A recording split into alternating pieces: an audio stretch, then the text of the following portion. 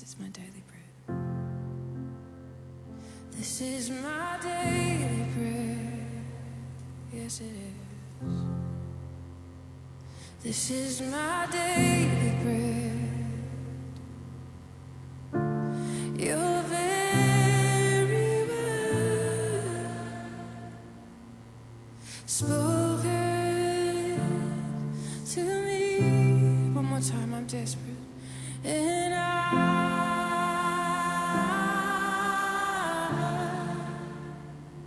I'm desperate for you.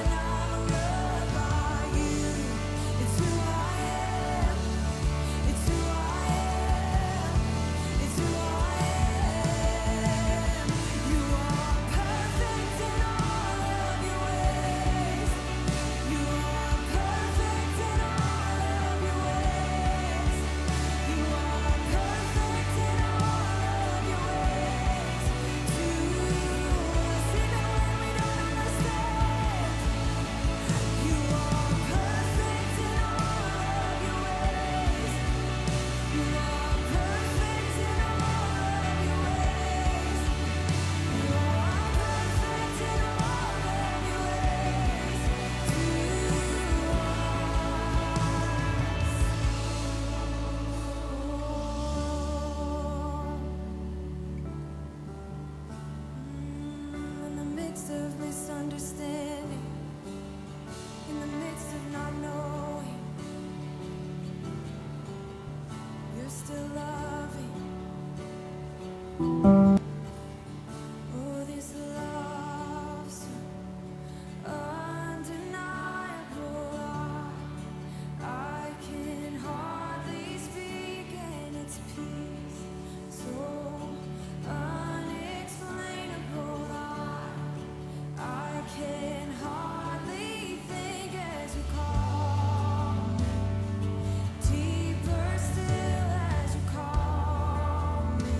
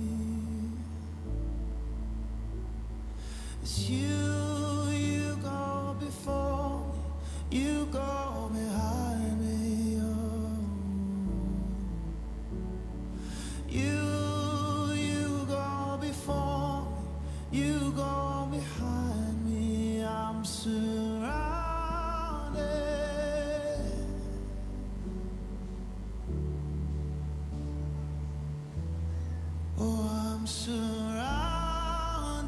by you. Oh, I'm surrounded by your goodness.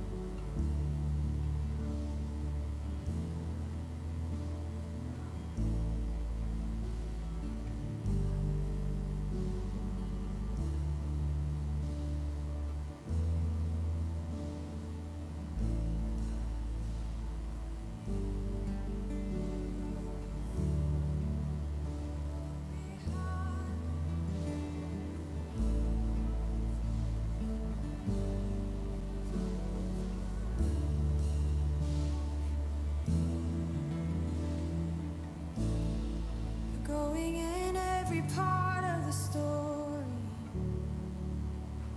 and coming in as the good, good Father. Every part of our story, and you're coming in with love. In every part of our story, you're coming. In the places that we haven't seen you yet, you're coming. You're coming. You're coming. And though we see dimly, one day we'll see clearly your perfection. It was always for me. And though we see dimly, one day we'll see clearly your perfection. It is for me.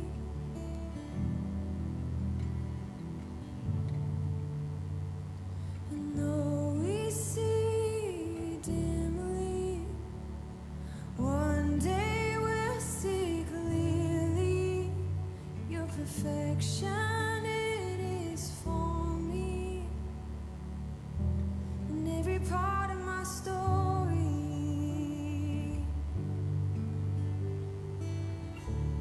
before and behind, on every side,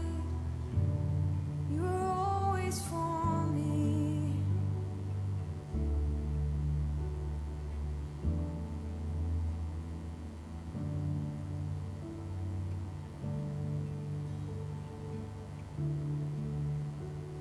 Yeah, I just see him as a father coming into every moment where you felt like you needed a father. I know this is a day of celebrating, but for some people it's a day of mourning, and I just feel like the Lord wants to bring redemption today in people's stories where they needed a father, and maybe you need a father today, and I feel like he's just gonna come and he's just gonna love you.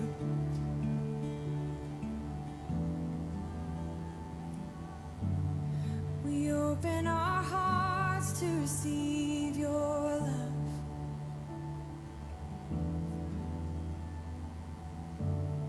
We open our hearts to receive your love.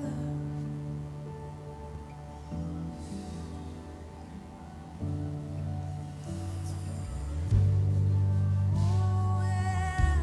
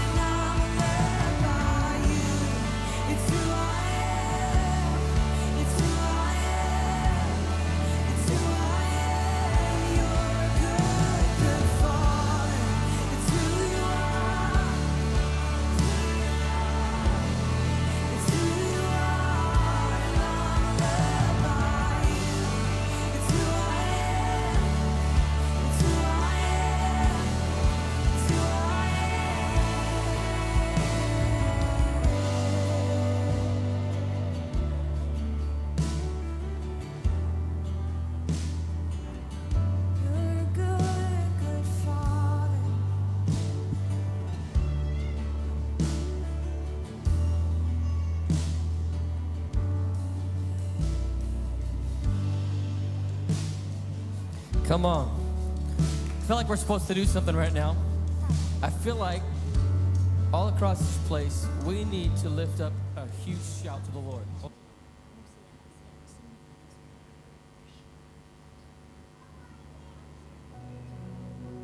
We got together with Pastor Chris and Pastor Stephen on Thursday to just go in after.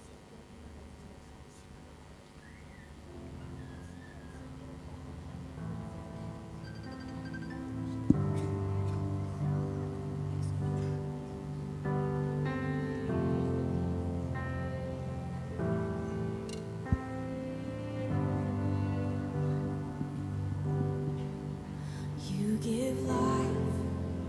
you are love, you bring light to the darkness, you give hope, you restore every heart that's broken. Great are you, Lord. It's your breath in our lungs,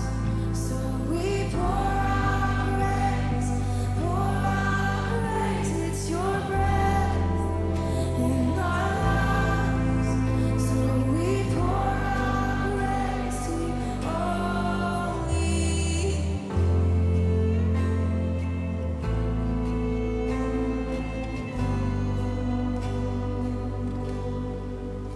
You give life,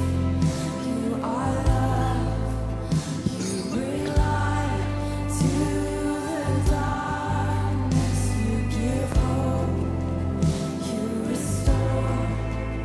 every heart that is broken. Great are you, Lord. It's your breath in our lungs, so we pour our praise.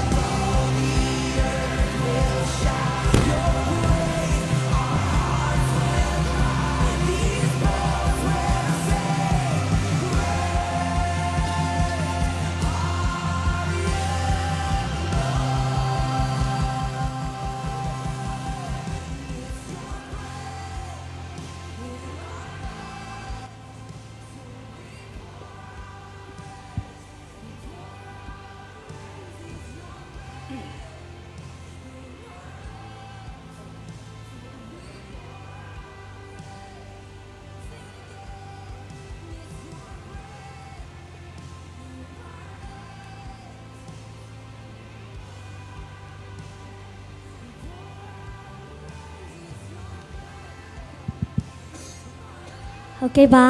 အားလုံးပဲမင်္ဂလာပါမင်္ဂလာရှိရဲ့နေ့ရက်လေးမှာမိသားစုဝင်များဒီနေရာမှာရောက်လာလက်ဒီကနေ့မှာအထူးသဖြင့်မင်္ဂလာခံယူကြမယ်လင်ကန်ထွန်းနဲ့တူညီမဆာရာဂူတို့ရဲ့မင်္ဂလာအခမ်းအနားမှာရောက်လာကြတဲ့ညီကောင်မရောက်ချင်းစီတိုင်းပေါ်မှာဖခင်တာ၍ကောင်းချီးပေးပါစေအရောက်ချင်းစီတိုင်းမင်္ဂလာအပေါင်းနဲ့ပြည့်စုံကြပါစေဒီနေ့မှာမင်္ဂလာလက်ထက်အခမ်းအနားချင်း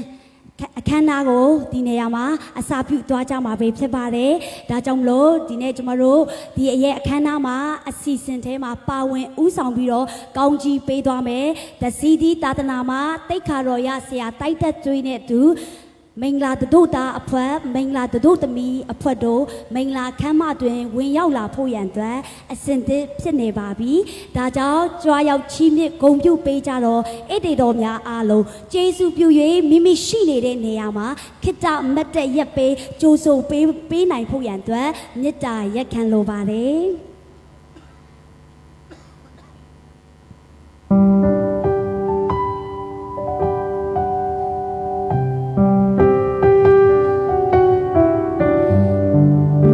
ခမ်းမတေးကိုတို့တာအဖက်များအားဦးဆောင်ပြီးဝင်ရောက်လာသူကတော့ဒီကနေ့ထိမ်းများလက်ထက်ချင်းကိုဦးဆောင်ပြုလုပ်ပေးသွားမယ်။ The CD အသင်းတော်များရဲ့ Senior Pastor ဖြစ်တဲ့တိတ်ခါတော်ရဆရာတော် Titus တွေနဲ့ The CD Malaysia ရဲ့ Lead Pastor တိတ်ခါတော်ရဆရာဤစာဖြစ်ပါတယ်။ချစ်ခင်လေးစားရတဲ့ဆရာတော်များကိုလက်ခုပ်တီးပြီးတော့ကြိုးဆိုပေးပါအောင်ရှင်။ဆက်လက်ပြီးတော့ရင်ခုန်စိတ်လှုပ်ရှားမှုအပြည့်နဲ့မင်္ဂလာခမ်းမထဲဝင်ရောက်လာသူကတော့ဒီကနေ့အရေးအကြီးဆုံးပုဂ္ဂိုလ်ဖြစ်တဲ့သဒုတာလင်းခန့်ထူးနဲ့အတူသဒုတာအရန်လေးလေးလက်စွပ်ကိုင်းသမီးလေးဒုတာတို့ဖြစ်ပါတယ်အာရပါရထမလက်ခုပ်တီးလက်ကြိုးဆိုပေးပါအောင်ရှင်တိတ်ခါတော်ရဆရာတော်များနဲ့ဒုတာအဖွက်များနေရာယူအပြီးမှာဒုသမီးတွေအဖွက်များဝင်ရောက်နေရာယူရန်ဖြစ်ပါတယ်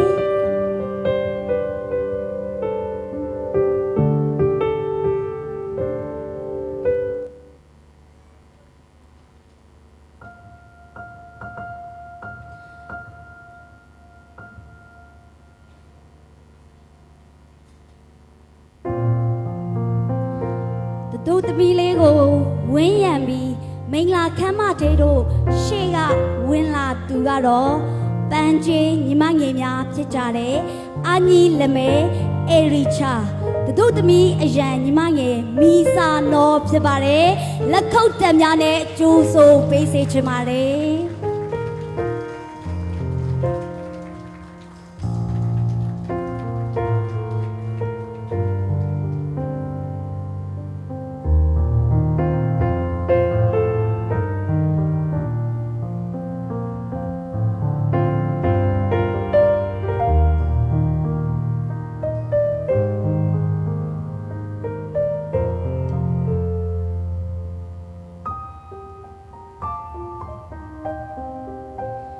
ယခုဆက်လက်ပြီးမင်္ဂလာခမ်းမထေတို့နေရာယူရန်လောက်ပတော်ခြေလန်းကြည်နူးစရာအပြုံးများနဲ့လမ်းလာနေသူကတော့ဒီကနေ့မင်္ဂလာပွဲမှာအလောက်ပဆုံးဖြစ်နေတဲ့ဒုသမီးလေးဆာလာကူဖြစ်ပါတယ်အားလုံးအားရပါရလက်ခုပ်တက်များနဲ့ကြိုးဆိုပေးကြပါအောင်ရှင်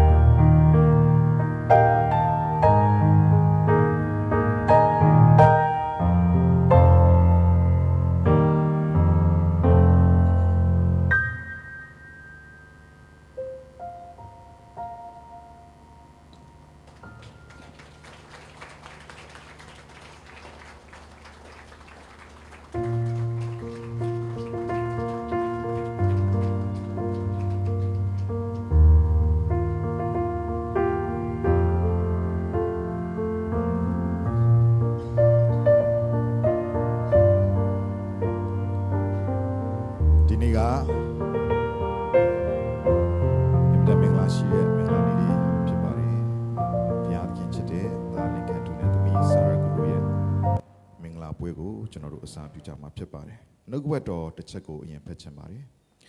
ကပ္ပဦးကျမ်းခန်းကြီးနဲ့အငယ်20နဲ့သာရရှင်ဖျားသခင်သည်လူသေးကထုတ်သောနံရိုးဖြင့်လူမိန်းမကိုဖန်ဆင်း၍လူရှိရာသို့ဆောင်ခဲ့တော်မူ၏ကျွန်တော်တို့ယုံကြည်သူခရိယန်တွေရဲ့မင်္ဂလာပွဲမှာသူတို့သားရှိတဲ့အရက်ကိုသူတို့သမီးဖြစ်သူကိုသူ့ရဲ့အုတ်ထင်းသူကခေါ်ဆောင်လာခြင်းရဲ့အနှစ်သာရအဓိကပုံရိပ်သည်ကပ္ပဦးစအေရင်ဥယျာဉ်ထဲမှာဘုရားခင်ဖန်ဆင်းသောလူသားအာရန်ရှိတဲ့ရက်ကိုဘုရားခင်ဖန်ဆင်းထားတဲ့လူသမီးအေဝါကိုဘုရားခင်ကိုယ်တိုင်သူတို့သားရှိတဲ့ရက်အာရန်ရှိတဲ့ရက်ကိုအေဝါကိုခေါ်ဆောင်လာတဲ့ကဲ့သို့ဒီနေ့မှာလည်းပဲသူတို့သားဖြစ်တဲ့လင်ကန်တူရှိတဲ့ရက်ကိုသူတို့သမီးဖြစ်တဲ့ဆာရာကူကိုအုတ်ထင်းသူကလာရောက်အနံ့ခြင်းဖြစ်ပါတယ်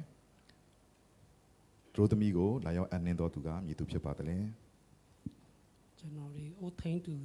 ဟိုအောင်ထိန်ဖြစ်ပါတယ်စာရန်ကိုစာရရဲ့အခုဖြစ်ပါတယ်ဆရာကိုအနံပါတယ် အကိုဖြစ်သူကိုယ်တိုင်ဒီနေရာမှာလာရောက်အနံ့နဲ့အရာဖြစ်ပါတယ်သူတို့သမီးကိုလက်ခံပါတယ်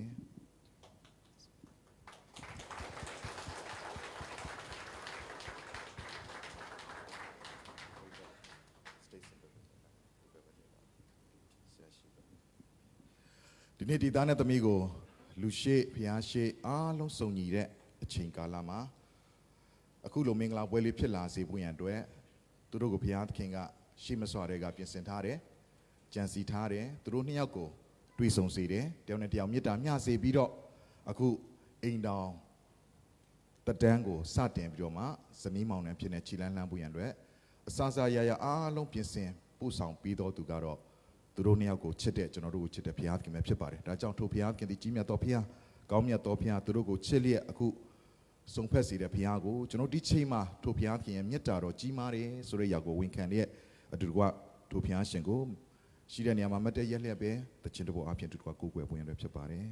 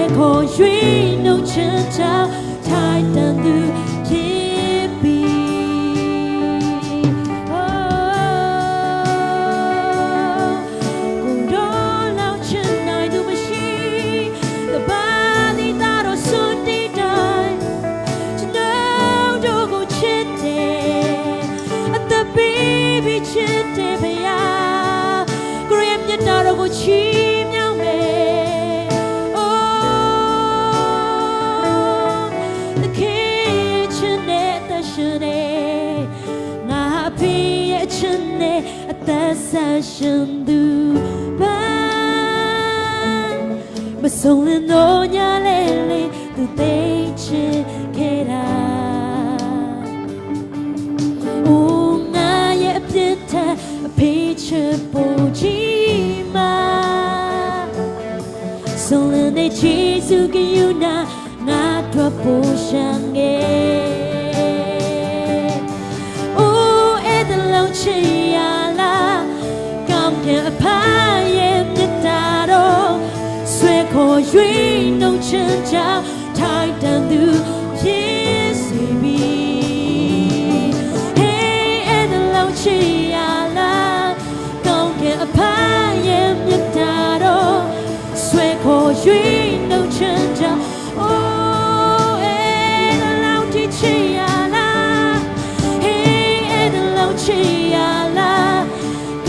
အဖ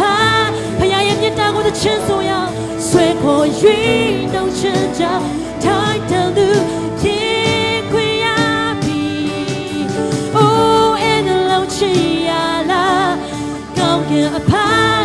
ချီးမလို့နဲ့မြတ်တာတော့ကြောင့် Oh ထိုင်တန်သူဖြစ်မစီစိတ်ရှိတော်မျိုးငါမစီစိတ်ရှိတော်မျိုးဖြစ်ချင်တဲ့ကိုယုံကြည်ခြင်းနဲ့ဝန်ခံမယ် You know about this အလုံးတန်ရှင်တော်လူမျိုးငါဘောစီစေရှိတော်မျိုးယေရှုကြောင့်ယေဘရာဟိမင်းတဲ့ယေရှုနဲ့ကျွန်တော်တို့ဒီငါမင်းစီစေရှိတော်မျိုးဖယားရဲ့အမွေခံတာ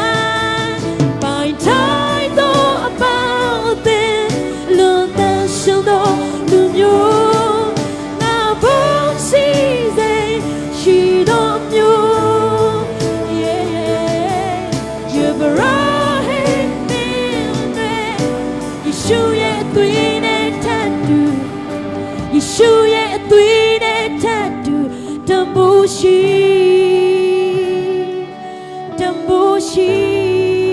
စေပြီယေရှုရဲ့အသက်နဲ့ထပ်တူတန်ဖိုးထားတယ်ယေရှုရဲ့အသက်နဲ့ထပ်တူတန်ဖိုးထားတယ် Oh အကဘေမြတ်တာနဲ့ချစ်နေတဲ့ဖယားတို့ကိုသိချစ်တာကိုရောပဲသိချစ်တာကိုရောပဲကြီးမားလို့နဲ့မြတ်တာနဲ့ဖြေပါကျွန်တော်ရဲ့နှလုံးသားထဲမှာဖယားကမြတ်တာကိုညွှန်လောင်ပါသူသိချစ်တယ်သူသိချစ်တယ်သူသိချစ်တယ်ငါကိုတံပိုးထားတယ်တံပိုးထားတယ်Don't boot at it, not the day today, the day today, the beat and teach and need it. Nagum, don't boot at it, don't boot at it, don't boot at it, the day today, the day today, the day today, the day today, Nagum, don't boot at it, don't boot at it. Don't boot at it, nago. Oh, I'm yeting chinire. I'm yeting chinire. Oh, eda lau chiyala. Gong can apart yam yataro. Sway call you no chunja. Tight and the Hey, and love chiala. Oh, pour out your love, your love. Chimalone mitane chinire. Oh, to me that if you see the yago po opere. Chimalone mitaro. Chimalone kudo mitaro.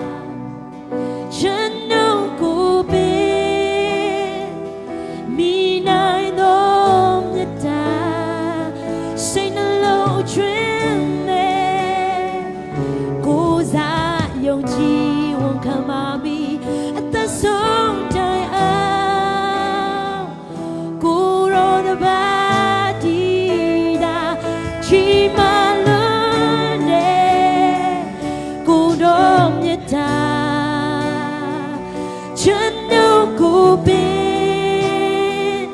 me nine no yata say the long chumbe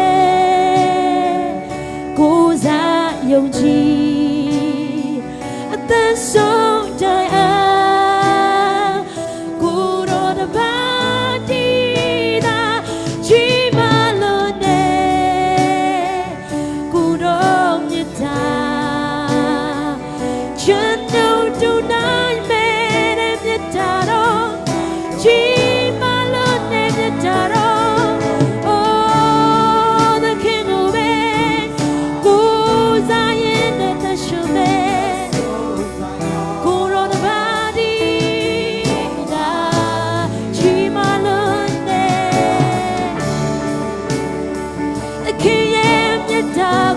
so by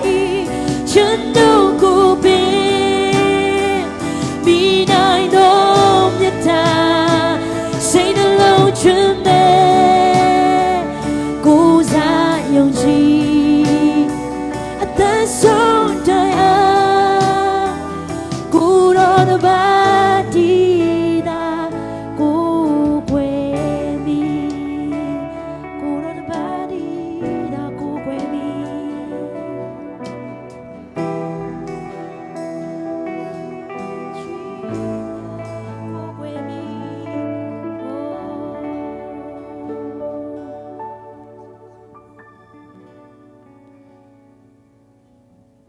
ဖဖျားကိုရဂျီစရောကိုချီးမွမ်းတယ်ကိုရောမြတ်တာတော်ကြောင့်သားလည်းဖြစ်တယ်ကိုရောဂျီစရောတသက်ကြောင့်လည်းဖြစ်တယ်ဒီနေ့ကိုရောဖျားရှင်ဖြစ်ပွားစေတဲ့ဒီသားနဲ့သမီးသည်ယခုမှကိုရောရှိမကိုရောက်ရှိလာပါပြီကိုရောရဲ့ကြီးမြတ်ခြင်းဖျားသခင်ရဲ့ဂုဏ်ပြုထိုက်ခြင်းနာမတော်အလုံးစုံကိုကျွန်တော်တို့ပြန်လည်ရည်တွက်ချီးမွမ်းပါတယ်ဒီနေ့ဒီမင်္ဂလာပွဲမှာကိုရောကိုဂျေစုတင်သောနှလုံးသားအဖြစ်ပြန်လည်၍ကိုရောရဲ့ဂျေစုတော်များရည်တွက်ချီးမွမ်းတဲ့အခါမှာမနေ့ယနေ့နောင်ကာလမှာပြောင်းမလဲတည်ရှိတော်မူသောတပါးရောသားတော်ယေရှုခရစ်တော်ဘုရားဤနာမတော်မြတ်အားဖြင့်ကိုရောကိုဘုန်းကြီးခြင်းဂုဏ်ပြုခြင်းလုံးစုံပေးရတဲ့ကိုယ်ွယ်ပူဇော်ကြပါ၏ဖပါဘုရားသခင်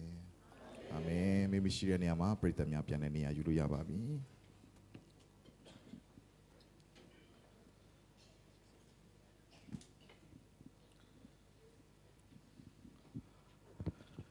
ဒီနေ့မှာဒီမှာရောက်ရှိနေကြတဲ့ခြေရတဲ့ပရိသတ်တွေသူတို့ကိုလာရောက်ဂုဏ်ပြုတဲ့မိဘဆွေမျိုးညီကိုမောင်တို့အပေါင်းအသင်းများစိတ်လှုပ်ရှားနေသလိုကျွန်တော်ရှိကိုရောက်ရှိလာတဲ့သူတို့သားနဲ့သူတို့သမီးရတယ်သူတို့အင်မတန်စိတ်လှုပ်ရှားနေပါတယ်နော်ဆိုတော့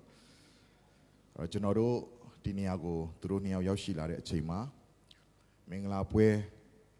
ပြုလုပ်တိုင်းမှာသူတို့နှစ်ယောက်မင်္ဂလာဆောင်နှင်းဖို့ရန်အတွက်တစုံတစ်ယောက်ကန့်ကွက်ဖို့ရန်အတွက်ရှိပါသလားဆိုတဲ့မေးခွန်းကိုကျွန်တော်တို့မေးရပါတယ်ဒါကတော့ဥပဒေနဲ့ဆိုင်တဲ့အကြောင်းအရာလည်းဖြစ်ပါတယ်ဒါပေမဲ့ဒီနေရာမှာတော့သူတို့သားနဲ့သမီးမေတ္တာမျှတယ်အခုလည်းပဲဆရာဆရာမတွေနဲ့တွေ့ဆုံစကားပြောပြီးနှစ်ဖက်မိဘတွေလည်းသဘောတူတဲ့ဒီရှိကိုရောက်ရှိနေပြီဖြစ်တဲ့အတွက်ကြောင့်ကန့်ကွက်မဲ့သူရှိပါသလားလို့ကျွန်တော်၃ချိန်တိုင်မမေးတော့ပါဘူးအကုန်လုံးကသဘောတူနေတဲ့အတွက်ကြောင့်အားလုံးပြုံးရွှင်စွာနဲ့ဒီနေရာရောက်ရှိနေခြင်းဖြစ်ပါတယ်ဒါကြောင့်ကျွန်တော်မင်္ဂလာပွဲကိုဆက်ပြီးသွားမှာဖြစ်ပါတယ်သူတို့သားဖြစ်သူနဲ့သူတို့သမီးဖြစ်သူကိုမေးခွန်းမေးချင်ပါတယ်သူတို့သားဖြစ်သောမောင်လင်းခန့်သူသင်သည်သူတို့သမီးဖြစ်သောမတ်ဆာရာကူအားမိမိဇနီးမယားဖြစ်သက်ဆုံးတိုင်လက်ထပ်ပေါင်းသင်းပါမည်လောလက်ထပ်ပေါင်းသင်းပါမည်သူတို့သားဘက်ကဝန်ခံကတိပြုပြီးတဲ့နောက်မှာသူတို့သမီးဖြစ်သူကဖြေဖို့ရန်အတွက်ဖြစ်ပါတယ်သူတို့သမီးဖြစ်သောမတ်ဆာရာကူသင်သည်သူတို့သားဖြစ်သောမောင်လင်းခန့်သူအားမိမိခင်ပွန်းယောက်ျားအဖြစ်သက်ဆုံးတိုင်လက်ထပ်ပေါင်းသင်းပါမည်လောလက်ထပ်ပေါင်းသင်းပါမည်သူတို့သားဖြစ်သူရောသူတို့သမီးဖြစ်သူရောဝန်ခံတယောက်ဂတိပြုပြီးဖြစ်တဲ့ကြောင့်ယခုချိန်မှာသူတို့နှစ်ယောက်တည်ဘုရားသခင်ရှေ့မှာကျွန်တော်တို့ပရိသတ်တွေရဲ့ရှေ့သင်ဦးဆရာရဲ့ရှေ့မှောက်မှာတသက်တာလုံးထိန်းသွားရမယ်တည်မြဲသောဂတိသစ္စာကိုအချင်းချင်းတယောက်နဲ့တယောက်အပြန်အလှန်ပြုရမှာဖြစ်ပါတယ်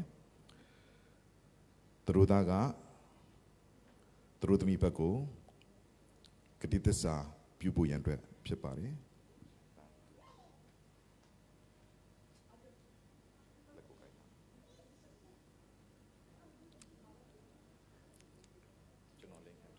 ကျွန်တော်လင်းခန့်တို့သည်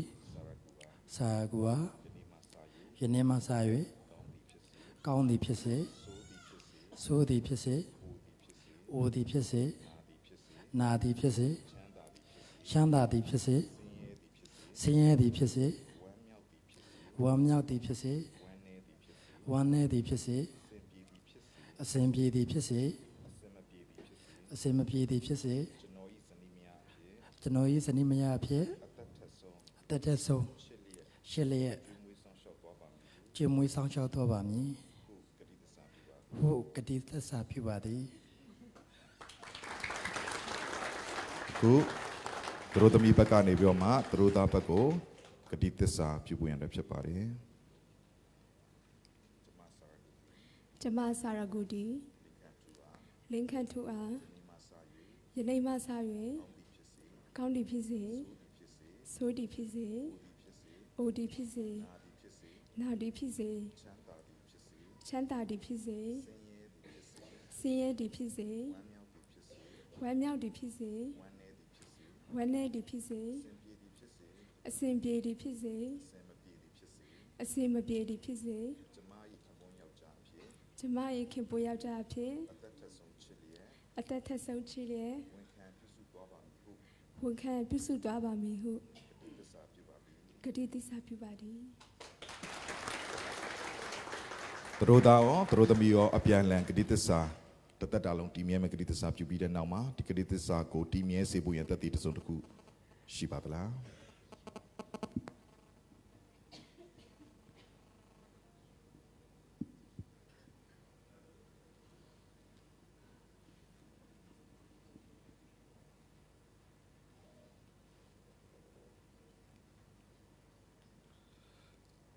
အခုဒီသူတို့သားနဲ့သူတို့သမီးက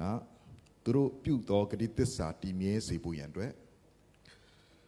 တတ်တည်ဖြစ်စီဖြစ်နေကျွန်တော်လက်ထဲကိုသူတို့သားအရန်ကနေတဆင့်ရွှေလက်စွပ်မောင်းကွင်းလေးရောက်ရှိနေပြီဖြစ်ပါတယ်ဒီရွှေလက်စွပ်မောင်းကွင်းလေးကလုံးဝင်းပြီးတော့အဆုံးစမေ့တဲ့အရာလေးကိုတွေ့ရပါတယ်ထိုနည်း၎င်းပဲသူတို့ကိုချစ်တဲ့ဘုရားသခင်ရဲ့မေတ္တာကအဆုံးစမဲ့သောမေတ္တာနဲ့ချစ်မြတ်နိုးသလိုသူတို့နှစ်ယောက်ကလည်းအပြန်အလှန်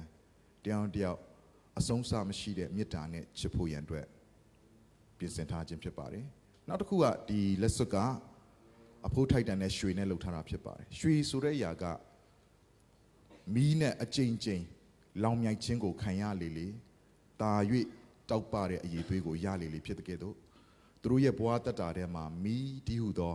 ဆင်းရဲဒုက္ခပြဿနာတွေကြုံတွေ့ရလေလေသူတို့ရဲ့ချစ်ချင်းမေတ္တာကတာ၍တောက်ပသော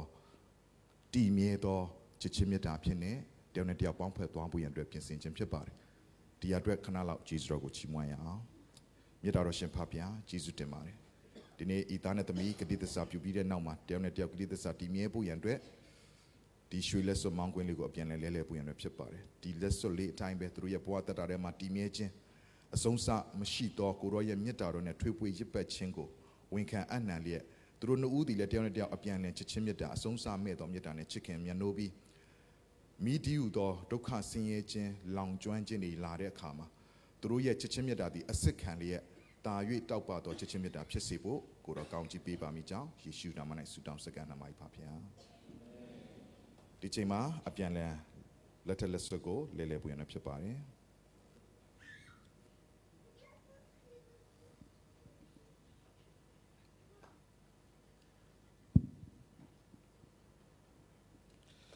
ကဲသူတို့သားဖြစ်တဲ့မောင်လင်းခန့်သူကသူတို့သမီးဖြစ်တဲ့မဆာရကူကိုလက်ထက်လက်စွပ်စွပ်ပေးရင်းနဲ့ဂတိသစ္စာပြုအောင်မှာဖြစ်ပါတယ်ကျွန်တော်လင်းခန့်တို့သည်တင်အားပြုခဲ့သောဂတိသစ္စာများ၏တသက်ဖြစ်စေခြင်းငါလည်းတော်ကောင်းကျွန်တော်၏ရှင်းရှင်းမြတ်တာနဲ့စီစဉ်ဥစ္စာရှိသမျှကိုတင်နာအနှင်းချင်းငါတော်၎င်းဤလက်စွပ်ကိုတသက်ပြု၍ပေးပါ၏တသက်ဖြစ်လက်ခံပါ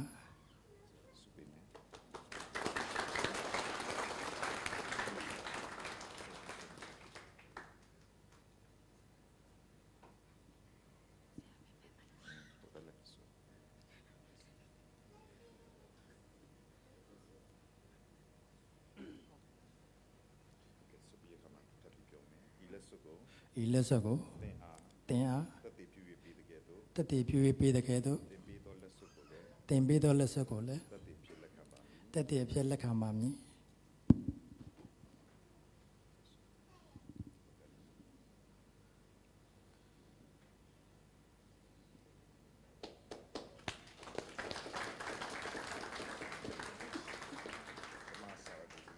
ကျမစာရဂူတီ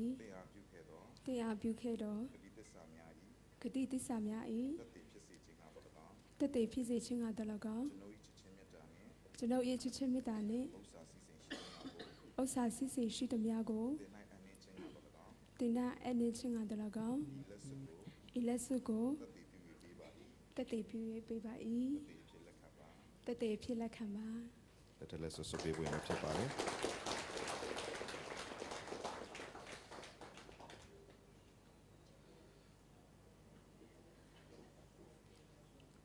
ဒီတော့တွင်မှာသူတို့အစားအစာတိတ်မထိန်တဲ့သဘောမှရှိတယ်စိတ်ဖိစီးတွေမှုတွေများပြီးတော့အဲ့အခုတော့လက်ထက်လက်ဆွကအနေငယ်ဟုတ်ပြီ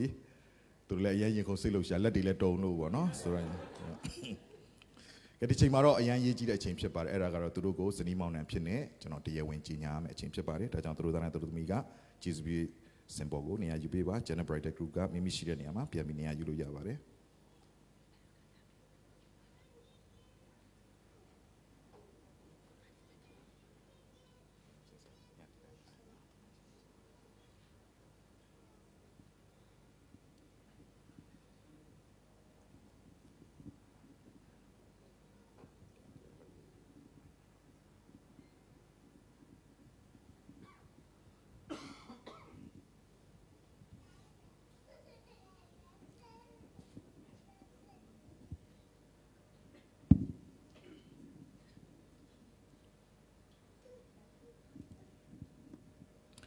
ယခုချိန်မှာဒီသားနဲ့သမီးကိုအကျဉ်းလင်မယားဖြစ်တရားဝင်ကြီးညာဖို့ရန်အတွက်ဖြစ်ပါတယ်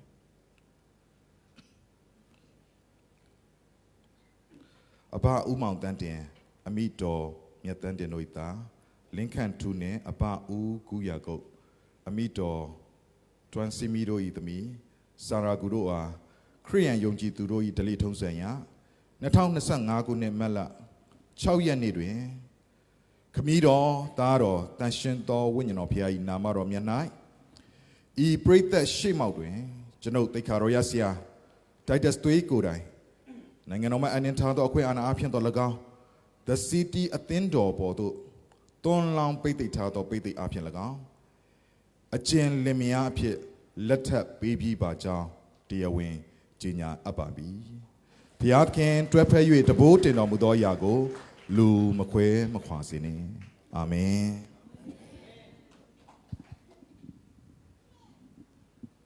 ဒီချိန်မှာသူတို့အတွက်အရန်ရေးကြည့်တဲ့အချိန်လေးဖြစ်ပါတယ်အဲ့ဒါကတော့ကျင်စာဦးဇနီးမောင်နှံကအိမ်တော်အစပြုတဲ့နော်အသစ်ဆက်ဆက်အိမ်တော်ဦးအနမ်းလေးကိုခြွေဖို့ဖြစ်ပါတယ်ဒါကြောင့်မလို့အခုချိန်မှာသူတို့သမီးရဲ့မျက်နှာဖုံးစာပေါ်ဝါလေးကိုဖွင့်ပြီးတော့နဖူးလေးကိုပဲနမ်းဖို့ဖြစ်ပါတယ်နော်နောက်မှပဲကျန်တဲ့နေရာနမ်းပေါ့နော်အခုတော့နဖူးလေးပဲနမ်းဖို့ဖြစ်ပါတယ်နဖူးလေးကိုအနမ်းပေးတဲ့အချိန်မှာဒီမှာရှိတဲ့ပရိသတ်အပေါင်းနော်လက်ခုပ်ဩပါအားရပါရတီးပြီးဂုဏ်ပြုပေးပါဦး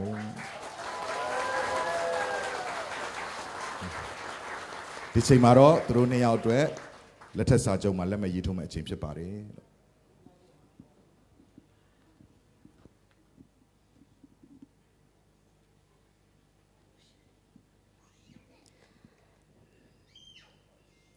ဟုတ်ကဲ့ပါမင်္ဂလာမော်ကွန်းတင်လက်မှတ်ရေးထိုးခြင်းအစီအစဉ်တွင်တက်တေများအဖြစ်လက်မှတ်ရေးထိုးခြင်းဖြင့်ပါဝင်နိုင်ရန်ဦးစော်သေးဦးအောင်ထေးတို့ကိုလည်းတို့သားတို့သမီးလက်မှတ်ရေးထိုးအပြီးမှာစင်မြင့်ပေါ်တို့နေရာယူဖို့ရန်အတွက်ဖိတ်ခေါ်ချင်ပါတယ်မင်္ဂလာမော်ကွန်းတင်လက်မှတ်ရေးထိုးနေချိန်မှာတော့ဂုံပြုသေးတခြင်းအဖြစ်ချီးမြှင့်ပေးနိုင်ရန်ဒဲနီယယ်ကိုဖိတ် ဖိတ်ခေါ်ချင်တာပဲဖြစ်ပါတယ်အိတ်တေတော်များလည်းလက်ခုပ်တံများနဲ့ကြိုးဆိုပေးစေချင်ပါတယ်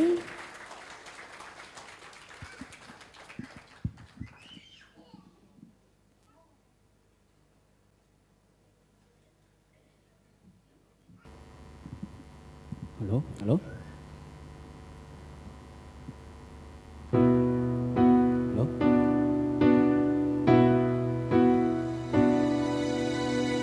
My son and goodbye, Urega. Uri out of my neck on low. I don't know what my son. Good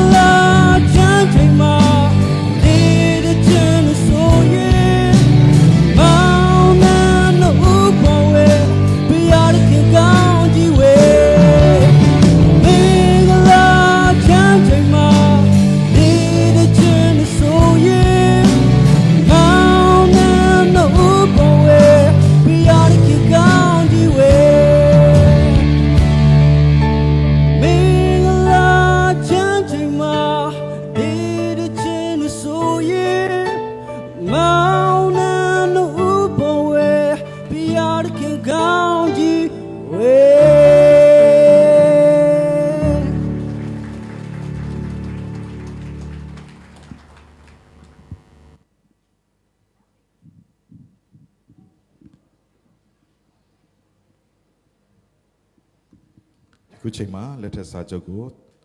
ဒီနေ့ကျင်းစာဦးစနေမောင်နှံရဲ့လက်ထက်ကိုပေးရဖွေရနေဖြစ်ပါတယ်ပေးရတဲ့ချိန်မှာပြည်သူများအနေနဲ့လက်ခုပ်တီးပြီးကွန်ပျူတာပေးစီလိုပါတယ်လက်ပေါ်တာလက်ကိုချိတ်ထားလက်ချိတ်ထားလက်ချိတ် thank you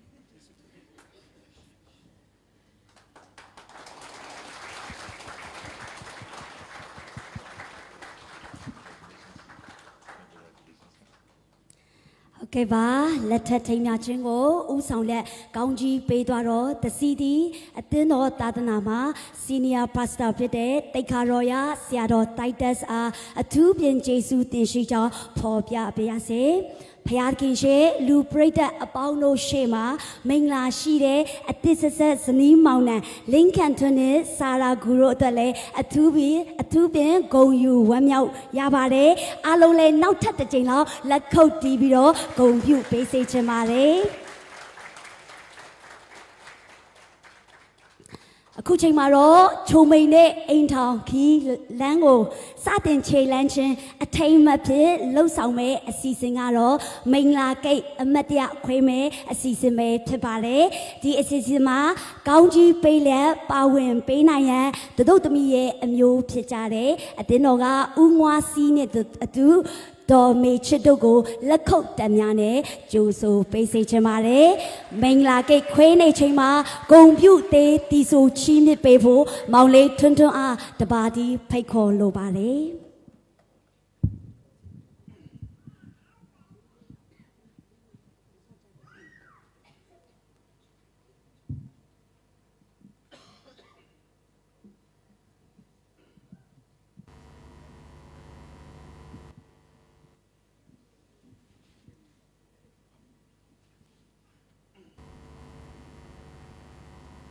ဘုရားပေးတဲ့အိမ်တောင်းဆွဲတဲ့ချင်းလေးနဲ့အကိုနဲ့မတွေ့ကုန်ပြီးဆိုပေးခြင်းပါတယ်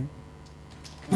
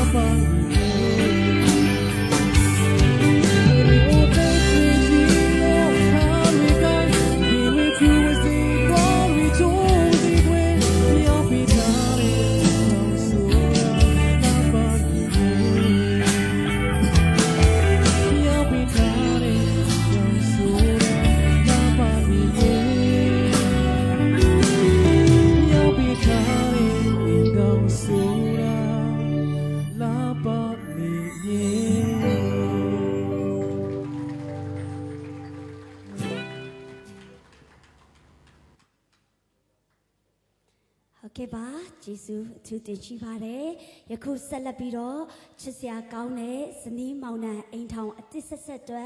မင်္ဂလာဩဝါဒချီးမြှင့်ကောင်းချီးပေးဖို့တစည်းသည်အသင်းတော်များရဲ့ Senior Pastor တိတ်ခါတော်ရဆရာတော် Titus တွေအားစင်နစ်ပေါ်တို့ပြန်လေတပတ်လေးစားစွာထပ်မံဖိတ်ခေါ်လိုပါတယ်အားလုံးပဲလက်ခုပ်တီးပြီးတော့ကြိုးဆိုပေးစေချင်ပါတယ်ဒီနေ့သားနဲ့သမီးမင်္ဂလာပွဲမှာကျေးဇူးတော်အဖြစ်ပါဝင်ခွင့်ရတယ်ကျွန်တော်အနေနဲ့ဒီကိုလာတာကတပတ်တာပဲဖြစ်ပါတယ်ကျန်းစာကြောင်းနဲ့အသင်းတော်တွေလာပေမဲ့တိုက်ဆိုင်သားနဲ့သမီးရဲ့မင်္ဂလာပွဲလေးဖြစ်တော့တောင်းဆိုခြင်း request လုပ်လာတဲ့အရာတွေလည်းရှိလာတဲ့အခါမှာဒီနေရာမှာကျွန်တော်ကိုယ်တိုင်မင်္ဂလာလက်ထပ်ထိမ်းများခြင်းကိုဥဆောင်ခွင့်ရရှိတယ်တရားအတွက်လည်းအရန်ဝမ်းသာတယ်အရန်လည်းဂုဏ်ယူတယ်ဘုရားကိုလည်းကျေးဇူးတင်ပါတယ်ဆိုတော့အခုအိမ်တော်အသစ်စားဖို့ရန်အတွက်စတင်ချီလန်းလှမ်းတဲ့သားနဲ့သမီးအတွက်တော်တကားဒီနေ့လာတဲ့ every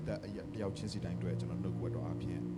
်ခွန်အားပေးလို့တယ်ဆိုတော့အထူးသဖြင့်တော့သားနဲ့သမီးကဒီနှုတ်ကပတ်တော်ကိုမကြုံပြီးတော့မှတသက်တာလုံးချီလန်းလှမ်းဖို့ဖြစ်ပါတယ်အဲ့တော့ကျွန်တော်တို့အခုတွေ့ရတဲ့မင်္ဂလာဇနီးမောင်နဲ့အိမ်တော်ပြုတဲ့အခါမှာဘုရားသခင်သည်ကျွန်တော်ရှေးမစောကခုနကဆဆချင်းမှာတော့ပြောခဲ့တယ်လို့ပဲကဘာဦးစကလေးကအိမ်တောင်မိသားစုကိုအစပြုပေးတော်သူကဘုရားသခင်ကိုယ်တိုင်ပဲဖြစ်ပါတယ်။ဒါဒီအိမ်တောင်မိသားစုနဲ့သက်ဆိုင်တဲ့ပျော်ရွှင်မှုချမ်းမြေ့မှုနော်သူတို့ရဲ့အိမ်တောင်ရေးမှာတာယာပျော်ရွှင်ခြင်းအရာခသိန်းရဲ့အဖြေကဘုရားသခင်စီမှာပဲရှိပါတယ်။ဆိုတော့ကျွန်တော်ပြောပြခြင်းနဲ့ခရိယန်ကျွန်တော်ယုံကြည်သူခရိယန်တွေအနေနဲ့အိမ်တော်မိသားစုရဲ့ဇနီးမောင်နှံနှစ်ယောက်ကြားရဲ့အဖြေကယုံကြည်သူခရိယန်တွေထဲမှာပဲရှိပါတယ်။တခြားဘာသာဝင်တွေကိုကျွန်တော်တို့ကြည့်မယ်ဆိုရင်မှန်ကန်တဲ့ဇနီးမောင်နှံနှစ်ယောက်ကြားထဲမှာတိဆောက်ရမယ်အဖြေကိုရှာဖွေမတွေ့ရှိနိုင်ပါဘူး။ဒါပေမဲ့တွေ့ရလဲဆိုရင်နှုတ်ကပတ်တော်တမန်ကျမ်းစာထဲမှာတွေ့ရတယ်။ဒီနှုတ်ကပတ်တော်တမန်ကျမ်းစာကိုခံယူသောယုံကြည်သူခရိယန်တယောက်ချင်းစီရဲ့အသက်တာထဲမှာကျွန်တော်တို့ကဇနီးမောင်နှံတွေကြားရဲ့ထဲမှာရှိတဲ့ပြဿနာတွေအားလုံးရဲ့အဖြေဖြစ်ဖို့လိုအပ်ပါတယ်ဆိုတော့ဒီနေ့ဒီစနီးမောင်နဲ့နှစ်ယောက်အတွက်ကျွန်တော်အနေနဲ့နှုတ်ကပတ်တော်လေးအားပေးခြင်းအဲ့ဒါကတော့ဘုရားခင်ကဒါနဲ့သမီးကိုယဉ်ချစ်တယ်ကျွန်တော်တို့ကဘာဦးအစမှာအစပြုခဲ့တဲ့မင်္ဂလာပွဲလေးကမပြီးဆုံးသွားပါဘူးဒီနေ့ဥယျာဉ်ထဲမှာပဲမပြီးဆုံးသွားဘူးအခုလည်းပဲသူတို့နှစ်ယောက်ဒီမင်္ဂလာပွဲလေးကကျွန်တော်တို့ဒီနေရာမှာလာရောက်တဲ့ယောက်ျားဒီမင်္ဂလာပွဲလေးကဒီနေရာမှာမပြီးသွားပဲနဲ့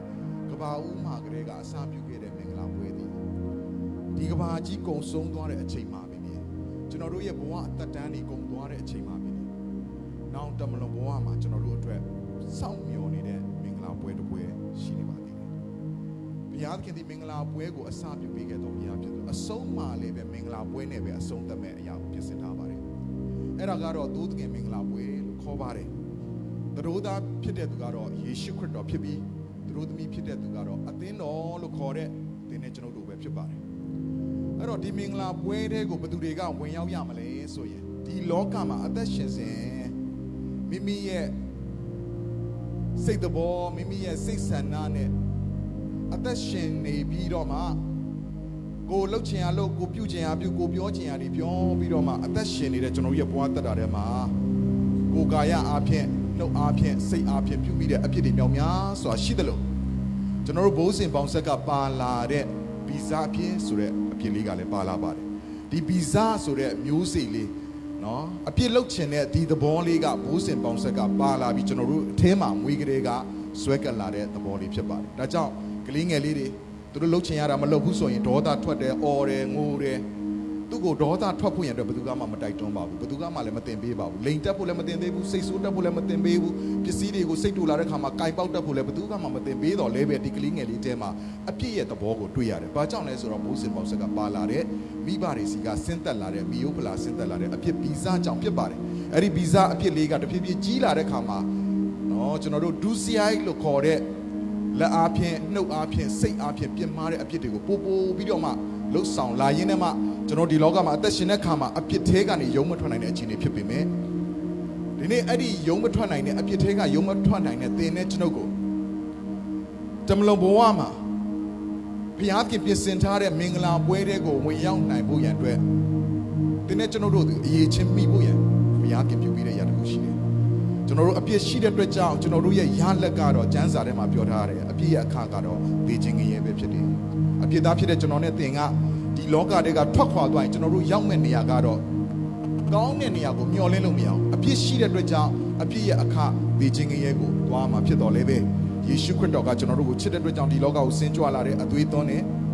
သုံးရမြောက်တဲ့နေ့မှာသေခြင်းကိုအောင်မြင်ပြီးရှင်ပြန်ထမြောက်ပြီးငါ့ကိုယုံကြည်တော်သူသည်သေလွန်တော်လဲအသက်ရှင်မင်းဆိုတဲ့ဂတိကိုပေးပြီးသေခြင်းမစ္ဆုမန်ကိုအောင်မြင်တော်ယေရှုခရစ်တော်ဘုရားကအာမခံချက်ပေးခဲ့ပါတယ်အဲ့ဒီယေရှုခရစ်တော်ဘုရားကျွန်တော်တို့ကိုစောင့်နေတယ်ဒီလောကကြီးကကွန်ဘာကြီးကုံဆုံးသွားတဲ့အချိန်မှာဒီကမ္ဘာမြေကြီးပျက်စီးသွားဖို့ရန်အတွက်ဘုရားခင်ပြင်ဆင်ထားတဲ့အကြံစီကိုကျွန်တော်တို့နှုတ်ကပတ်တော်ထဲမှာတွေ့ရတယ်ဒါပေမဲ့ဘုရားခင်ဒီကမ္ဘာမြေကြီးပြီးသွားတဲ့အခါမှာနောက်ထပ်ကောင်းကင်သစ်မြေကြီးကိုပြင်ဆင်အောင်မယ်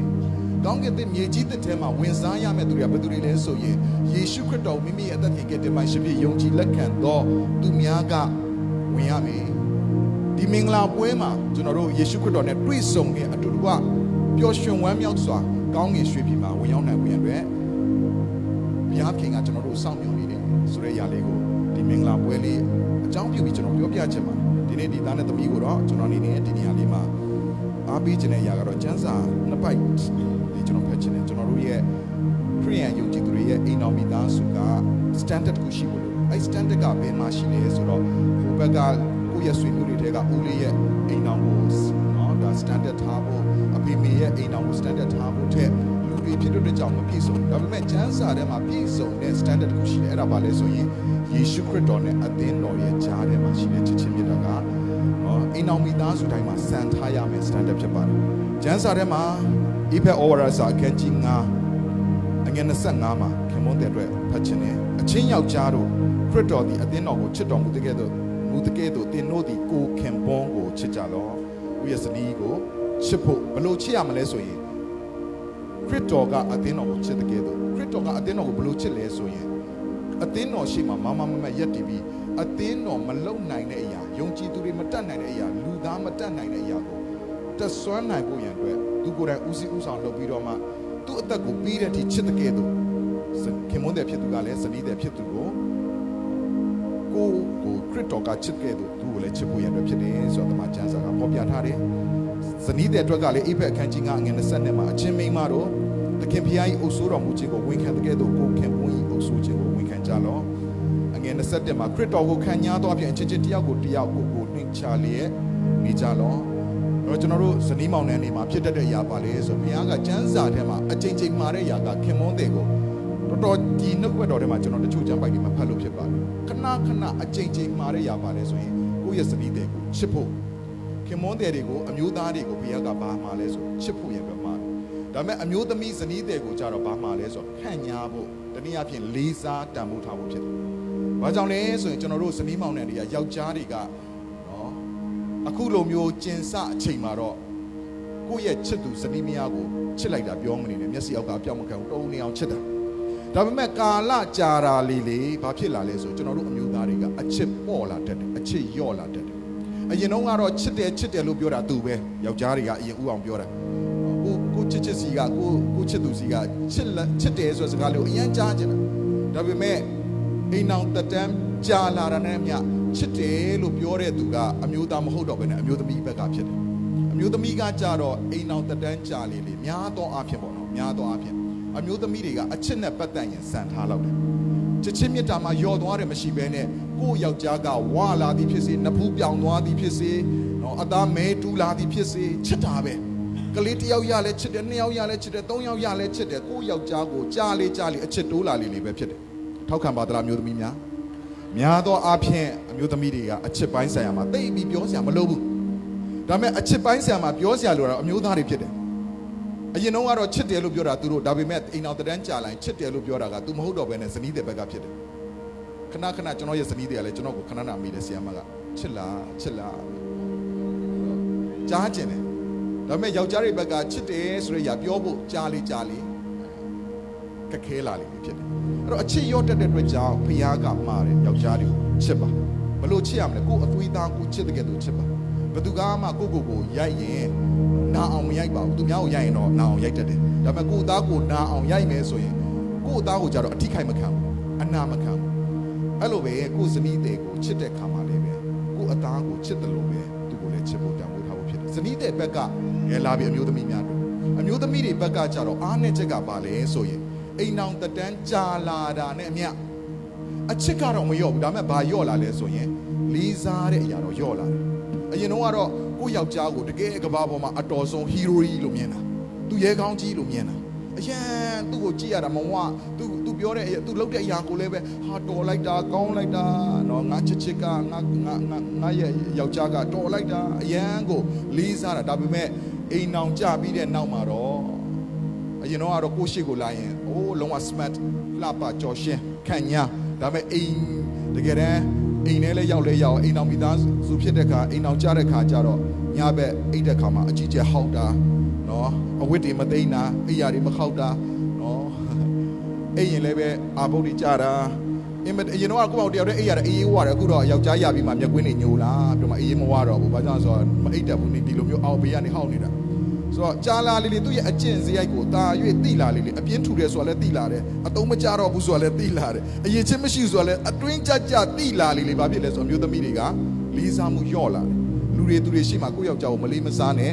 အော်ဟစ်ငေါ့မော်ပြောဆိုတဲ့အရာတွေရှိလာတယ်အဲ့တော့ကျွန်တော်ပြောပြခြင်းနဲ့အမျိုးသမီးများဒီမှာရှိတဲ့သမီး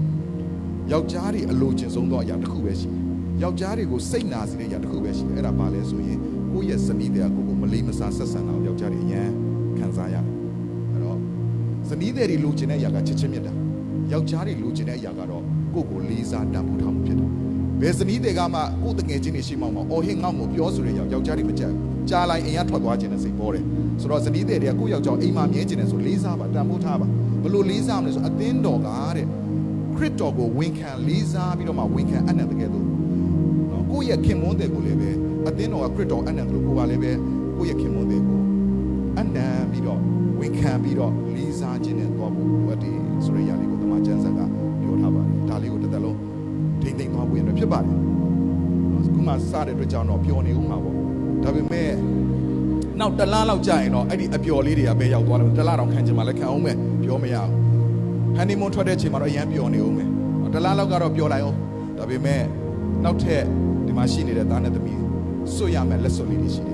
်လက်စွပ်လေး၅မျိုးကိုဒီမှာရှိတဲ့ပြည်သက်တွေရောသားတို့သမီးတို့လည်းသိအောင်လို့ပြောပြချင်တယ်ကျွန်တော်တို့နော်လက်စွပ်ကိုအင်္ဂလိပ်စကားလုံးမှာ ring လို့သုံးပါတယ် ring ဖြစ်ပါတယ်အဲ့တော့ကျွန်တော်တို့အားလုံးသိပါတယ်နော်ကျွန်တော်တို့လက်ထက်ထိမ်းများခြင်းမတိုင်ခင်မှာကျွန်တော်တို့လက်ထက်ထိမ်းများခြင်းမတိုင်ခင်လက်ထက်ထိမ်းများပြီးတဲ့ခါမှာဆွရတဲ့လက်စွပ်လေးတွေရှိတယ် ring လို့ခေါ်တဲ့လက်စွပ်လေးတွေရှိတယ်ပထမဦးဆုံးအရာကတော့ engagement ring ဖြစ်တယ်တယောက်နဲ့တယောက်စိစက်ကြောင်းနိုင်ခြင်းလုပ်တဲ့ခါမှာစိစက်ကြောင်းနိုင်ခြင်းတို့တယောက်နဲ့တယောက်လက်စွပ်လေးတွေလဲလှယ်ကြတာဖြစ်တယ်ခုနောက်ပိုင်းတော့လဲတခြားပစ္စည်းလဲလှယ်ဒါပေမဲ့များသောအားဖြင့်တော့စိစက်လက်စွပ်ကိုအပြန်လဲလှယ်ကြတယ် engagement ring ကိုပထမဦးဆုံးဆွရတယ်အဲ့ဒီခါပြီးတဲ့ခါမှာတော့အချိန်ကာလတစ်ခုရောက်လာတဲ့ခါမှာအခုလို့ဒီနေ့မှာတယောက်နဲ့တယောက်နော်အတင်းကိုမရမကဆွတ်ပေးရတဲ့လက်စွပ် wedding ring ကိုဆွရပြန်တယ် wedding ring မင်္ဂလာလက်စွပ်ကိုဆွရအဲ့ဒီတစ်ခုဆွပြီးတဲ့ခါမှာတော့အော်ငါတို့ဘဝကတော့ပျော်ရွှင်ပြီးပြည့်စုံပြီးဝမ်းမြောက်စရာပဲလို့ထင်နေတယ်ဆိုရင်တော့နောက်တဲ့ ring တစ်ခုကစောင့်နေတယ်အဲ့ဒီ ring ကဘာ ring လဲဆိုရင် suffering ဖြစ်ပါတယ် suffering ဆင်းရဲဒုက္ခဖြစ်ခြင်းလာပြီးအရင်တော့ကခုနပြောသလိုကိုယောက်ျားရဲ့အခြေအနေကိုစနီးတဲ့ကိုလည်းကိုရှိမှတွေ့ရင်နှကန်းနီလေးနဲ့ပါးနီလေးနဲ့အရန်လှတယ်လို့ထင်တာတကယ်ကိုစနီးတဲ့ဘယ်လောက်ညစ်ပတ်တယ်ဆိုတဲ့ຢာကိုအိမ်နောက်ကြားတဲ့ခါကျတွေ့အမှ suffering ကစပြီနော်ကိုအိတ်တဲ့ခါမှာလည်းကိုဘေးနာဟောက်တန်ကျေကြီးကိုအိတ်မပြောတော့ suffering ကစပြီပြီးရင်ငွေကြေးသုံးစွဲတဲ့ခါမှာခက်ခဲခြင်းတွေရောက်လာ suffering ကစပြီတယောက်တယောက်သဘောထားမတိုက်ဆိုင်မှုအရင်တော့ကတော့ကိုကဒီလိုထင်တာတကယ်တော့ပဲဟုတ်မလဲမင်းသားဆောင်လာတဲ့ညနေပုံဆောင်လာတဲ့ဘလူးလိုများဖြစ်လာတယ်လို့ခံစားလာရင် suffering ကစပြီဆင်းရဲဒုက္ခကမိသားစုထဲမှာစတင်ဝင်ရောက်လာပြီငွေကြေးနဲ့ပတ်သက်တာပြင်ကလေးရလာအောင်ကလေးနဲ့ရရင်လည်းကလေးနဲ့ပတ်သက်ပြီးအေးအေးပြရတာပြင်ပန်းခံရတာငွေကြေးကုန်ကြတာကလေးဖျားနာတာကဆေးရုံတက်ရတာ suffering နဲ့တောက်လျှောက်နော်အဲ့တော့တယောက်ကြားထဲမှာအခုချိန်လေးတော့ပျော်ထားအောင်ပေါ့နောက်တစ်လလောက်ကြာရင်တော့ ring တစ်ခုကစောင့်နေတယ်အဲ့ဒါကတော့ suffering ဖြစ်တယ်ဒုက္ခဆင်းရဲခြင်းဖြစ်တယ်ဟာဒါလေးတစ်ခုပြောပါအောင်မယ်တရက်တော့ရွာတူရမှာလက်သမားကြီးတယောက်ရှိတယ်သူရဲ့ဇနီးတွေကတစ်ချိန်လုံးတပြစ်တောက်ချီချီကြောင်ကြောင်အရန်ပြောတတ်တဲ့ဇနီးတဲ့မျိုးကိုသူရထားတယ်သူဇနီးတဲ့နဲ့ပတ်သက်သူတော်လေးကိုစိတ်ညံပါကြောင်တစ်ချိန်လုံးသူနားမှာနှစ်ပူနှစ်စာအရန်လုံဖြစ်တယ်သူ အိမ်မာနေလဲပဲနဘူးနစာလုတ်တယ်လေကွင်းနဲ့သွားရင်လည်းပဲအဲ့လေသမားကြီးနောက်လိုက်လာပြီးနဘူးနစာလုတ်တဲ့ဇနီးတွေဖြစ်တယ်တရက်တော့သူလေကွင်းထဲမှာသွားပြီးလေဆိုင်နေလို့မှသူ့ရဲ့ဇနီးတွေကနေပြီးတော့ထမင်းကြိုက်လာပို့တော့ဘေးနားမှာထမင်းကြိုက်ပြီးတဲ့အရာကိုသူကထမင်းကြိုက်လေးထိုင်စားနေတဲ့စာအချိန်မှာ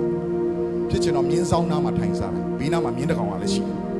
အဲ့တော့ဒီဇနီးတွေကထမင်းဘူးကိုပြီးတယ်ပြီးရောလေသမားလည်းဘိုက်ဆာဆာနဲ့စားတာပေါ့လေသမားကြီးကစားနေတဲ့အချိန်မှာဘေးကနားကနေပြီးတော့သူ့ရဲ့ဇနီးတွေကတစ်ချိန်လုံးဖုံးစံအတိုင်းနော်တပြစ်တော့ပြောနေတဲ့အချိန်မှာရုပ်တရက်အဲ့ဘေးနားမှာညက်စားနေတဲ့မြင်းက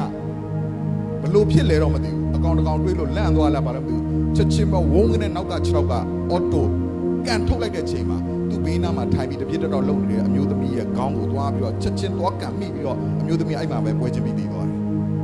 ဒါနဲ့အာတုဘခြားရတော့မင်းစာပနာပွဲရောက်တဲ့ခါမှာရက်သူရွက်သားတွေအကုန်လုံးကရောက်လာကြတယ်အဲ့အိမ်အဲ့မှာရက်ကွက်လူကြီးကလည်းရောက်နေတယ်နော်ရွာသူကြီးကလည်းရောက်နေတယ်အဲ့ချိန်မှာအမျိုးသမီးတွေအားလုံးကအဲ့ဒီလေသမားကြီးအမျိုးသားကြီးရှိတဲ့နေရာကိုလာပြီးတော့မှဝိုင်းဝန်းပြီးတော့မှစကားတွေပြောကြဝိုင်းပြီးစကားပြောတဲ့အချိန်မှာတဲ့လေသမားကြီးကခေါင်းတငိမ့်ငိမ့်လုပ်တယ်အဲ့ဒါကိုရွာသူကြီးကကြည့်နေတယ်ခဏနေကြတော့အမျိုးသမီးတွေဖယ်သွားတဲ့ချိန်မှာအမျိုးသားအုပ်စုကြီးကသူ့နားကိုဝိုင်းလာတယ်ဝိုင်းပြီးပြောတဲ့ချိန်မှာဒီလေသမားကြီးကခေါင်းခါပြတယ်ဟာအဲ့တော့ရွာတကြီးကစိတ်ဝင်စားတယ်အမျိုးသမီးတွေလာပြောတဲ့အချိန်မှာခေါင်းညှိပြီးတော့မှအမျိုးသားတွေလာပြောတဲ့အချိန်မှာခေါင်းခါတယ်ဘာကြောင့်လဲဆိုအားလုံးရှင်းတဲ့အချိန်မှာသူ့ကိုသွားမေးတယ်ခင်ဗျားကိုကျွန်တော်ကြည့်နေတယ်အမျိုးသမီးတွေလာပြီးပြောတဲ့အချိန်မှာခင်ဗျားခေါင်းတညင်ညင်လုပ်ပေးတယ်ဒါပေမဲ့အမျိုးသားတွေလာပြောတာခင်ဗျားခေါင်းခါရမ်းနေတယ်အဲ့ဒါဘာကြောင့်လဲလို့ပြောတဲ့အခါမှာကျွန်တော်နားကိုရောက်လာတဲ့အမျိုးသမီးတွေအားလုံးကကျွန်တော်စနီးတဲ့ဘလောက်တော်ကြောင်းကောင်းကြောင်းထက်မြက်ကြောင်းဘာတွေရက်ရွာအတွက်အကျိုးပြုကြောင်းတွေပြောတဲ့ကြောင်းကျွန်တော်ကထောက်ခံသွားအပြင်ခေါင်းနေပေးတာဖြစ်ပါတယ်ဟာဒါဆိုရင်အမျိုးသားတွေလာတဲ့အချိန်မှာခင်ဗျားခေါင်းရမ်းတာကတော့အဲ့ဒါကတော့ကျွန်တော်စီကိုလာတဲ့အမျိုးသားတိုင်းမေးတဲ့မေးခွန်းကြောင့်ဖြစ်ပါဘာမေးလို့လဲခင်ဗျားမိမကိုကန်လိုက်တဲ့မြင်းကိုကျွန်တော်တို့ရောင်းပေးမလားလို့နော်လာပြောတာကျွန်တော်မရောင်းနိုင်ဘူးလို့ခေါင်းခါပြတာဖြစ်ပါတယ်နော်နောက်ပိုင်းကျရင်သားကမြင်းတစ်ကောင်ဝယ်ထားခြင်းနဲ့စိတ်တွေပေါ်ကောင်းပေါ်လာနိုင်တယ် suffering နဲ့မှာနော်အခါလေးဆက်ပြီးပြောပါဦးမယ်ယောက်ျားကိုအင်္ဂလိပ်စကားလုံးမှာ husband လို့ခေါ် H နဲ့စတယ်နော် husband H နဲ့စတယ်ဆိုတော့ H နဲ့စဘာကြောင့်လဲဆိုရင်ယောက်ျားတွေက honest သူကယူသားဖြူစင်တယ်ပြီး handsome ခံညာတည်နေတယ် amen ပြီး honorable လေးစားထိုက်တယ်ဒါအမျိုးသမီးကြတော့ W နဲ့စတယ်ဟုတ်တယ်မလား wife ဘာကြောင့် W နဲ့စလဲသိလားခတ်သိမ်းသောမိကွန်အားလုံးက W နဲ့ပဲစတယ်ဘယ်ကိုရောက်နေတာလဲဘယ်သွားနေတာလဲဘယ်တဝေထိုးနေတာလဲဘယ်တော့ပြန်လာမှာလဲမပြန်လာသေးမိကွန်တွေအားလုံးက W နဲ့စပါတယ်လို့ဒါကြောင့်နော်မကြခင်အဲ့ W နဲ့စတဲ့မိကွန်တွေလည်းပဲရောက်လာနိုင်စရာအကြောင်းရှိတယ်ဒါပေမဲ့သားတွက်ဘက်ကပဲပြောနေတော့သူတို့သမီးဘက်ကလည်းနည်းနည်းပြောမယ်တရက်တော့အမျိုးသမီးတယောက်ကသူ့လက်ထက်လက်စွတ်ထားတယ်စွတ်ထားပေမဲ့ညာဘယ်ဘက်လက်မှာစွတ်မယ်ဆိုညာဘက်လက်မှာစွတ်ထားတယ်ဆိုပါစို့မျိုးသားကတွေ့တယ်ဟာစနီးတဲ့ချစ်မင်းလက်ထက်လက်စွတ်ကြီးကလက်စွတ်ထားတဲ့လက်ကမှားနေတယ်ဘာလို့မှားတဲ့လက်မှာစွတ်တာလဲလို့ပြောတော့အမျိုးသမီးကချက်ချင်းပဲဖြစ်တယ်ငါလည်းယောက်ျားမှားပြီးယူထားပြီလို့စွတ်တာတဲ့အဲ့တော့နော်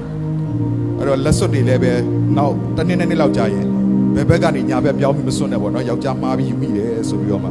ါပေမဲ့ဒီဇနီးမောင်နှံကြားထဲမှာဘုရားပြင်တူရှိတယ်အာမင်ဘုရားပြင်မြတ်တာတော်ကသူတို့ကိုလွှမ်းခြုံထားတဲ့ကြောင့်ဒီဇနီးမောင်နှံကြားထဲမှာသုံးလွန်းတင်တော်ဂျိုးဖြစ်ဖို့လိုတယ်နှစ်ပင်ကလိန်ထားပြီးဂျိုးလုတ်တယ်ဆိုရင်အဲ့နှစ်ပင်ကိုခွဲလိုက်ရင်အဲ့နှစ်ပင်ကအလွယ်တကူပြတ်တတ်တယ်ဒါပေမဲ့ကြားထဲမှာနှောက်တဲ့ပင်သုံးပင်ဖြစ်ပြီးတော့မှနော်ရက်လိုက်တယ်ကျစ်လိုက်တယ်ဆိုရင်အဲ့သုံးပင်နဲ့ကျစ်တဲ့ဂျိုးကနှစ်ပင်ဆွဲထုတ်လည်းပဲခိုင်ခန့်ပြီးတော့မှမပြတ်ဘူးအဲ့တော့ဒီသားနဲ့သမီးကနှစ်ပင်ဂျိုးဖြစ်တယ်တယောက်နဲ့တယောက်အခုချိန်မှာစပြီးတော့မှရှက်ပြီးတော့မှစပြီးတော့မှချီပြီးဒါပေမဲ့အဲ့နှစ်ပင်ကြားထဲမှာတပင်ဝင်လာမှာလို့အဲ့ဒါကတော့ယေရှုခရစ်တော်ပဲဖြစ်တယ်ဒါကြောင့်သမီးကဘာပဲခံစားရခင်မွန်းတဲ့ပုံမှာခံစားရအောင်ယေရှုကိုပြောပါဘုရားကိုပြောပါဘာကလည်းပဲခံစားရအောင်ဘုရားကိုပြောပါဘယ်ဟာကိုပဲလုပ်ဘုရားဘုန်းတော်ထင်ရှားဖို့ငါတို့အတူအသက်ရှင်အောင်ဆိုတဲ့အရာလေးရှိမယ်ဆိုရင်ဘုရားရဲ့အတူပါရှိခြင်းသုံးလုံးတင်ကြိုးကတော့တသက်တာလုံးမပြတ်တဲ့ကြိုးဖြစ်ပါလိမ့်မယ်လို့เนาะဒါလေးကိုအားပေးခြင်းအဲ့တော့ခုနပြောတဲ့ကျွန်တော်တို့ suffering win ၃ခုမြောက်ကိုရောက်ပြီခံစားရပြီအဲ့လို suffering ရောက်တဲ့ချိန်မှာအရေးကြီးတဲ့လက်စွပ်တကွင်းရှိစွတ်ဖို့ရန်အတွက်ကြံနေသေးတယ်အဲ့ဒီ ring ကတော့ပါလဲဆိုရင် sharing ဖြစ်ပါတယ်တယောက်တယောက်ဝေမျှခြင်းဖြစ်တယ်အဲ့တော့ suffering ကြုံရရင်ဒုက္ခဆင်းရဲခြင်းကြုံရရင်တယောက်နဲ့တယောက်မျိုးသိပ်ထားလို့မရဘူးပွန့်ပွန့်လင်းလင်းတယောက်နဲ့တယောက်ဝေမျှတတ်ဖို့လိုတယ် ကျွန်တော်ရဲ့ဇနီးတဲ့ကျွန်တော်ကိုစိတ်ကောက်သွားပြီးစကားလုံးဝမပြောဘူးဆိုပါစို့အိမ်ကိုပြန်လာတဲ့ကျွန်တော်ကိုထမင်းစားဖို့ရန်အတွက်သူအားလုံးပြင်ဆင်ပဲဒါပေမဲ့စကားတစ်ခုမှမပြောဘူးကျွန်တော်ရေချိုးဖို့ရန်အတွက်သူအားလုံးပြင်ဆင်စကားတစ်ခုမှမပြောကျွန်တော်ဝစ်စားလဲဖို့အားလုံးပြင်ဆင်ပြီးစကားတစ်ခုမှမပြောဘူးနောက်ဆုံးကျွန်တော်ကိုလာနှိပ်ပေးတယ်ဆိုပါစို့စကားလုံးဝမပြောသူ့ရဲ့ခံစားချက်တွေသူ့ရဲ့ဖြစ်ချင်တဲ့ဆန္ဒသူဘာစကားတစ်ခုမှကျွန်တော်ကို sharing မလုပ်တော့ဘူးဆိုရင်ညဘက်အိတ်တဲ့ခါမှာလဲဇနီးတဲ့ရေးချစ်ရေးကျွန်တော်ဘယ်လောက်ပြောဘာမှစကားမပြောတော့ဘူးဆိုရင်ကျွန်တော်လက်ထဲမှာရွှေတွေအများကြီးရထားလဲငွေတွေအများကြီးရထားကျွန်တော်မပြောနိုင်တော့အိမ်တော်မိသားစုရဲ့တာယာပျော်ရွှင်မှုကတယောက်နဲ့တယောက်ပုံပွင့်လင်းလင်းဝေမျှခြင်းတဲ့မှာရှိပါတယ်စကင်မွန်တဲ့ဘက်ကကြုံတွေ့ရတဲ့အခက်အခဲပြဿနာအလုပ်ထဲကဖိအားတွေစနည်းတွေကိုပြောပြရှင်းပြထားဖို့လို့ဝေမျှဖို့လို့တယ်မွန်းချက်မှုတွေဝေမျှဖို့လို့တခါတည်းမှာကျွန်တော်တို့ကကိုယ့်ဘာကိုတရားအုပ်ထဲကြိတ်မိတ်ခံရင်နောက်ဆုံးမခံနိုင်တော့တဲ့အဆုံးမှာပေါက်ပွဲထွက်တဲ့ခါမှာစနီးမောင်နှံတွေကအိမ်အောင်တွေကွဲရတဲ့အခြေအနေထိရောက်လာတယ်အဲ့တော့အဲ့လောက်ထိအကြီးကြီးမဖြစ်သွားခင်မှာတင်းငယ်တဲ့အရာလေးအစစနီးတဲ့ရေငါတော့ဒါလေးမကြိုက်ဘူးနော်ဇနီးတဲ့ဘက်ကလည်းခင်မွန်းတဲ့ငါတော့ဒီသဘောလေးတွေမကြိုက်ဘူးဒီလိုပုံစံလေးမကြိုက်ငါတို့ဒီလိုပုံစံလေးသွားရအောင်အခုတလုံးမှာငါဒီလိုခံစားနေရ sharing လုပ်ပါခင်မွန်းတဲ့ဘက်ကလည်းမောပန်းမှုတွေကို sharing လုပ်ပါ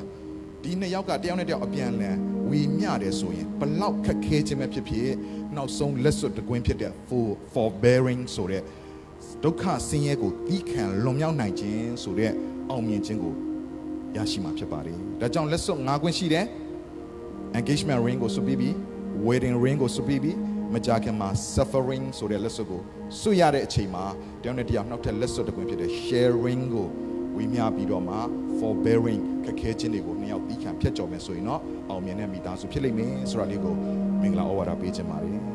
ဒါနဲ့သမီးပေါ်မှာတော့၎င်းကြားရနာတော့သူတယောက်ချင်းစတဲ့မှာဖျားရှင်ထူကောင်းကြီးပေးပါစေ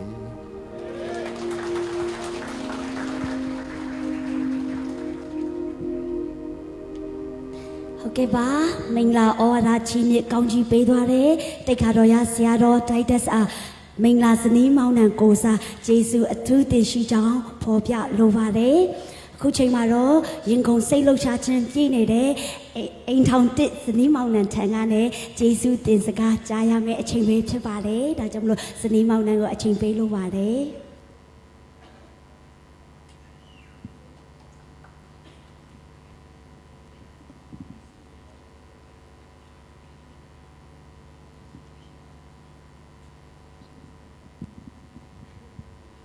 ရှေးဥစွာဘုရားသခင်ရဲ့ခြေဆုတော်ကိုချီးမွမ်းပါတယ်ဒုတိယအနေနဲ့မိုးကုတ်မှာရှိကြသောအမေနဲ့အဖေရခိုင်ပြည်မှာရှိကြသောကျွန်တော်မိဘများဒီနေရာကနေခြေဆုတင်စကားပြောကြားလိုပါတယ်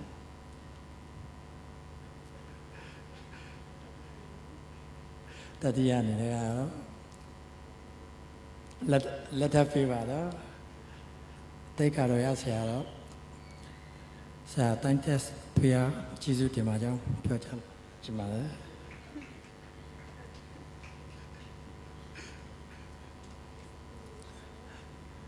The City Malaysia ရဲ့တာဝန်ခံတိတ်ခါတော်ရဆရာတော်ဆရာရက်စာဦးရက်စာနဲ့တူဆရာဆရာမများ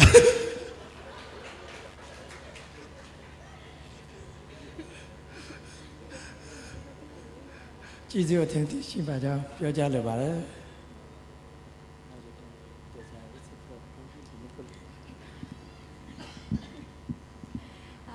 နောက်ထပ်ပြီးတော့ဗောနော်ကျွန်တော်တို့မင်္ဂလာပွဲ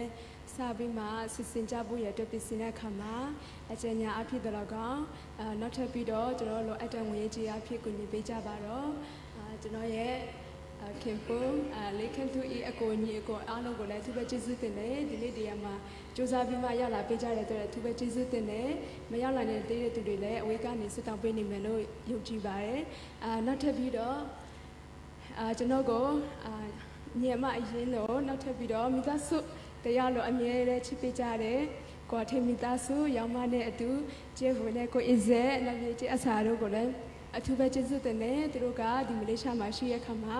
ကျွန်တော်ရဲ့အုတ်ထိပ်သူတွေပဲဖြစ်ပါတယ်နောက်ထပ်ပြီးတော့ကျွန်တော်ရဲ့တူမလေးတွေအားလုံးကိုလည်းအထူးပဲကျေးဇူးတင်တယ်ဒီနေ့ဒီနေရာမှာကျွန်တော်တို့ကိုချစ်ပြီးမှရောက်လာပေးကြတယ်ကျွန်တော်ရဲ့လုပ်ငန်းခွင်ကတငယ်ချင်းများအရင်လုပ်ငန်းခွင်ကတငယ်ချင်းများအားလုံးကိုသူ့ရဲ့ကျေးဇူးတင်တယ်အားလုံးပဲဒီနေ့ရောက်လာတဲ့အခါမှာအရင်ပဲဝမ်းသာရပါတယ် အားလုံးနဲ့မတွေ့တာလည်းအရင်ကြာပြီဖြစ်တယ်ပေါ့နော်မရောက်နိုင်တဲ့တငယ်ချင်းများလည်းကျွန်တော် like ကနေကြည့်ပြီးမှလည်းအပေးနေကြတယ်စာရေးပြီးမှလည်းမိသားစကားတွေပို့ပေးကြတဲ့အတွက်အထူးပဲကျေးဇူးတင်တယ်ဒီနေ့ဒီမှာမင်္ဂလာပွဲဖြစ်မြောက်ဖို့ရအတွက်အဖက်ဖက်မှကူညီပေးကြတော့သူများမိကဲဆရာမများနဲ့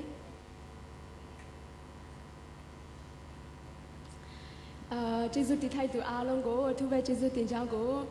ပြောကြားလိုပါတယ်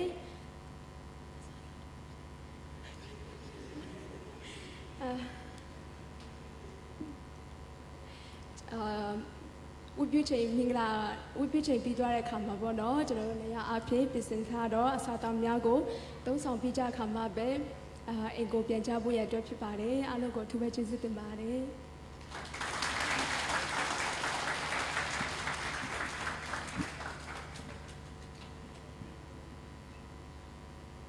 ဟုတ်ကဲ့ပါတော်တော်လေးစိတ်လှုပ်ရှားနေပုံရပါတယ်ကျေးဇူးအများကြီးတင်ပါတယ်အခုချိန်မှာတော့ဒီနေ့အိမ်ထောင်တစ်ဇနီးမောင်နှံအတွက်ဆူတောင်းကောင်းကြီးပေးမယ်အစီအစဉ်လေးတစ်ခုယူချင်ပါတယ်ဒါကြောင့်မလို့ The CD အသင်းတော်များရဲ့ Senior Pastor ဖြစ်တဲ့တိတ်ခါတော်ရဆရာ Titus The CD Malaysia ရဲ့ Pastor တိတ်ခါတော်ရဆရာကြီးစာ Pastor Moses နဲ့တူဆရာမ Deborah ဒီ Malaysia The CD Malaysia မှာအမှုဆောင် full time အမှုဆောင်နေကြတဲ့ဆရာဆရာမတွေအားလုံးကတော့ဒီအရှိမနေရာယူပြီးတော့ဒီအိမ်ထောင်တစ်အတွက်ပေါ့နော်ကျမတို့အတူတကွဆူတောင်းကောင်းကြီးပေးဖို့ရန်သက်ဖြစ်ပါတယ်အဆုံးမှာကြတော့ကျမတို့ရဲ့ဆရာဤစာအဖြစ်အဆုံးသက်ဆူတောင်းမှာပဲဖြစ်ပါတယ်ဒါကြောင့်မလို့ဆရာဆရာမတွေကိုလည်းအရှိန်မှာခေါ်ဖိတ်ပါတယ်ရောက်လာကြတဲ့ညီကောင်မောင်မတွေကတော့မိမိရှိနေတဲ့နေရာကနေအတူတကွဆူတောင်းပေးကြဖို့ရန်သက်ဖြစ်ပါတယ်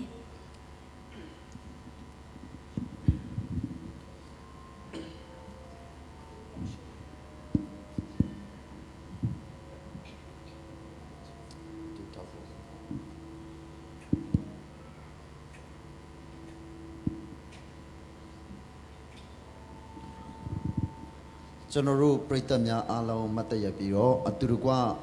ဒီနေ့ဇနီးမောင်နှံအသက်ကိုကောင်းကြီးပေးဆုတောင်းပေးကြဖို့ရန်အတွက်ဖြစ်ပါတယ်။ကောင်းကင်ရဲ့မြေကြီးကိုဖန်ဆင်းတော်မူ၍ခတ်သိမ်းသောအရာတို့ကိုဖန်ဆင်းတော်ဖရာသခင်ကိုရောဒီလူသားယောက်ျားနဲ့လူမိန်းမကိုဖန်ဆင်းပြီးတော့အေဒင်ဥယျာဉ်မှာကိုရောကိုယ်တိုင်ပေါင်းဆက်စေလက်သူတို့ကိုကောင်းကြီးပေးခဲ့ပါတယ်။ဖရာသခင်ဒီနေ့ကိုရောဖရာရဲ့တာလင်ကန်တူနဲ့ကိုရောသမီးစာရာကိုတို့ဒီဖရာသခင်ရှေ့လူတို့ရှေ့မှာလက်ထပ်ထိမ်းမြခြင်းကိုရရဲ့အလိုတော်ကိုဝန်ခံခြင်းတစ္ဆာဂတိပြုခြင်းနဲ့အိမ်ထောင်ကိုအသစ်တည်လက်ဖဖရာသခင်ဒီကနေ့မှာလက်ထပ်ထိမ်းမြခြင်းအခွင့်အခါကိုကိုတော်ကိုယ်တိုင်ပြင်ဆင်၍ကောင်းကြီးပေးခဲ့သောကြောင့်ကိုရရဲ့ကျေးဇူးတော်ပေါင်းကိုရေတွက်ချီးမွမ်းပါတယ်ဖဖရာကိုတော်ဖရာကိုယ်တိုင်စီရင်သောနေ့ရက်ဖြစ်ပါတယ်ကိုရဒီလူတို့ကိုပေါင်းဖက်စေ၍အချင်းတို့များပြားစွာမွေးဖွားကြလော့မြေကြီးကိုပြည့်စေ၍နိုင်ကြလော့သမုတ်တရားငါတို့ကို၎င်းမောကောင်းကင်၌ရှိသောငှက်တို့ကို၎င်းအုပ်ဆိုးကြလောဟုအမိန့်တော်ရှိ၍ကောင်းကြီးပေးသည့်အတိုင်းပဲကိုရောဘုရားသခင်ရဲ့အလိုတော်နဲ့ညီပေါင်းဖက်သောကိုရရဲ့သားလင်းခန့်သူနဲ့ကိုရောသမီးစာရာကိုတို့ရဲ့လက်အိမ်ထောင်အတွက်ကောင်းကြီးပေးလက်ဆုတောင်းပါတယ်ဒီနေ့ဘုရားသခင်ရဲ့သားနဲ့သမီးတို့ဒီယနေ့မှစ၍ကိုရောဘုရားသခင်ပေးသောကောင်းကြီးမင်္ဂလာကိုခံစားသောသားနဲ့သမီးဖြစ်စေတော်မူပါတူကိုတူချစ်ခင်လက်တူကိုတူပြုစုလက်တူကိုတူကျင်နာလက်ကိုရောဘုရားသခင်ရဲ့မေတ္တာတော်ဒီသူတို့ရဲ့အထဲ၌တည်ပါမြေချောင်းကောင်းကြီးပေးပါတယ်ဖဖရာသခင်ဒီသားနဲ့သမီးပေါ်မှာကိုရောဒီကောင်းကြီးပေး၍သူတို့ရဲ့အသက်တာထဲမှာလိုအပ်သောစီးစိမ်ဥစ္စာဟောဖဖရာသခင်သူတို့နေထိုင်ရာအိမ်သူတို့လှုပ်ဆောင်ရမယ့်စီးပွားရေးလုပ်ငန်းများဟောဖဖရာသခင်သူတို့အတွက်လိုအပ်၍လိုအပ်သမျှသောအရာကိုကိုရောဒီထောက်ပံ့၍ကောင်းကြီးပေးပါမြေချောင်းခန္ဓာပိုင်းနဲ့လိုအပ်သောဖဖရာသခင်ကျမ်းမာခြင်းငြိမ်သက်ခြင်းနဲ့ဒီနေ့မိသားစုထဲမှာခိုင်ခန့်ခြင်းရှိပါမည်ကြောင်းကောင်းကြီးပေးပါတယ်။ဒါတွေမကပဲဖဖရာခင်သူတို့ရဲ့အထက်မှာကိုရောဒီကောင်းကြီးပေး၍သားသမီးယတနာများထွန်းကားစေ၍ထိုသားသမီးတို့ဒီလည်းပဲကိုရောကိုကိုးကွယ်လက်ကိုရောရဲ့ဘုန်းတော်ကိုထင်ရှားစေတဲ့အိမ်ထောင်ဖြစ်စေပါမည်ကြောင်းကောင်းကြီးပေးပါဒီအိမ်ထောင်အားဖြင့်ဘုရားခင်နှစ်ဖက်သောမိဘများသည်အိုဖဖရာခင်မင်္ဂလာရှိစေတော်မူပါ ဒီနေ့ဒီအိမ်ထောင်အားဖြင့်နှစ်ဖက်သောမိဘများထဲမှာကိုရောကိုမသိသေးသောသူများရှိရင်လည်းပဲဖယားသခင်ရဲ့တကိုးတော်အားဖြင့်ဒီအိမ်ထောင်မိသားစုရဲ့အသက်တာကိုကြည်ချမ်းအားဖြင့်သခင်ယေရှုခရစ်တော်ကိုသိစေအကြောင်းခရစ်တော်ကိုယုံကြည်လက်ခံနိုင်ကြအကြောင်းဖြစ်စေတော်မူပါသူတို့ရဲ့ဝိညာဉ်ရေးရာကိုလည်းခိုင်ခန့်စေ၍ကောင်းကြီးမင်္ဂလာဖြစ်စေပါမည်ကြောင်းလက်တော်ထဲမှာစက္ကဆုတောင်းပါတယ်ဖဖျားခင်တူကတူချစ်လက်ဖဖျားခင်အသင်းတော်ထဲမှာပါဝင်စက္ကအမှုဆောင်လက်ကိုရောဖယားရဲ့ဘုန်းကိုတင်ရှားစေနိုင်ဖို့အတွက်ကိုရောဒီကောင်းကြီးပေးပါကျေးဇူးတော်ပေါင်းကိုချီးမွမ်းပါတယ်ဘုရားခင်ရှေ့၌တော်ကောင်းအသင်းတော်ရှေ့မောင်း၌တော်ကောင်းဒီနေ့ဘုရားခင်ဆွေမျိုးအတိုင်းဝဲမိတ်ဆွေညီကိုမောင်နှမတွေရဲ့ရှေ့မောင်း၌ဒီနေ့ဘုရားခင်ကိုယ်တိုင်စုံဖက်၍ကောင်းကြီးပေးခဲ့တဲ့အတိုင်းပဲဒီနေ့ဒီသားသမီးတွေကိုကောင်းကြီးပေးပါတယ်ကိုရောဒီကျွန်တော်တို့တစီဒီအသင်းတော်ပေါ်မှာတင်ထားတဲ့ကောင်းကြီးမင်္ဂလာဗိတ်တိတ်ခြင်းတိုးပွားခြင်းနဲ့ဖဖရာသခင်ရဲ့ဘုန်းတင်ရှားခြင်းဒီစနီးမောင်နှံပေါ်မှာယခုမှစ၍ကာလအစဉ်ဆက်တည်နေပါမည်ကြောင်းယေရှုနာမကိုအမည်ပြုလက်ကောင်းကြီးပေးဆုတောင်းကြပါ၏အာမင်